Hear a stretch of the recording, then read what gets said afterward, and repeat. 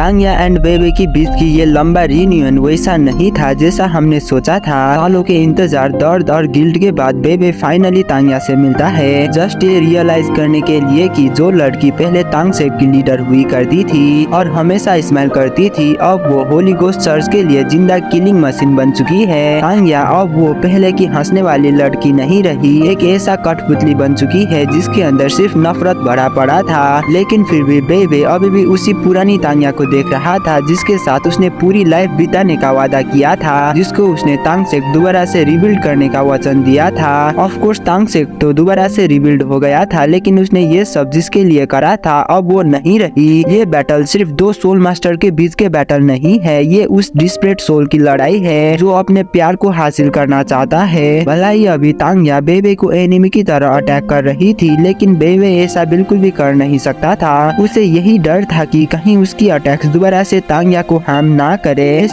Critical moment पर बेबे finally उसकी martial soul and soul power दोनों को वापस लेता है और वो पूरी तरीके से डिफेंसलेस होकर तांग्या के तरफ आगे बढ़ने लगता है। तांग्या जो होली स्पिरिट कल्ट की कंट्रोल में थी, वो फाइनली अपने सेंसेस में आने लगती है। ऑफ कोर्स बेबे अभी अपने लाइफ को यूज करके प्रीवियस कॉन्टिनेंटल बैटल की तरह तांग्या को वापस लाना चाहता था। इस सिचुएशन पर तांग्या जो होली गोस्ट चर्च की कंट्रोल में होती है, वो बेबे को रोक नहीं पाती एंड वही होता है जो होना नहीं चाहिए था। बेबे दोबारा से तांग्या की स्पीयर से होते हुए तांग्या को हॉक करता है। इसी समय अपने आप से भी ज्यादा प्यार करने वाले इंसान को अपने सामने मरता देख तांग्या अपनी कंट्रोल पूरी तरीके से खोने लगती है एंड वो वहीं पर कोलैप्स हो जाती है। फाइनली कुछ सेकंड्स के लिए सब कुछ साइलेंट हो गया था। काफी लंबे सालों के सेपरेशन के बाद बेबे फाइनली तांग्या को अपने बाहों में एक और बार ले पाता है, लेकिन उसे जल्दी ही ये एहसास होता है कि ये फ्रीडम की प्राइस तांग्या की लाइफ भी हो सकता है, क्योंकि इसी मोमेंट पर तांग्या इविल पॉइजन के साथ इफेक्ट हुई थी और ये इविल पॉइजन और किसी ने नहीं बल्कि होली स्पिरिट कल्ट ने ही तांग्या के ऊपर रखा था। वो युहाओ इसी क्रिटिकल मोमेंट पर ये कहता है कि तांग्या एंड इविल पॉइजन एक दूसरे के साथ मर्ज हो चुके हैं। अगर इसे फोर्सफुली निकालने की कोशिश किया गया तो इससे तांग्या की जान जा सकता है। तांग्या अभी तक इसीलिए जिंदा थी क्योंकि उसको इविल पॉइजन ने अपना वेसल बनाया हुआ था। ऐसी टेरिफाइंग सिचुएशन में युहाओ एक स्पेशल स्पिरिचुअल पील को बाहर निकलता है एंड वो लाइफ गार्डियन ब्लेड को यूज करते हुए तांग्या को हेल्प करने लगता है। ऐसा करने से उनको कुछ टाइम मिल जाएगा इस इविल पॉइजन को कंट्रोल करने के लिए। ऑफ कोर्स इस पॉइजन को ऐसे ही कोई भी कंट्रोल कर नहीं सकता,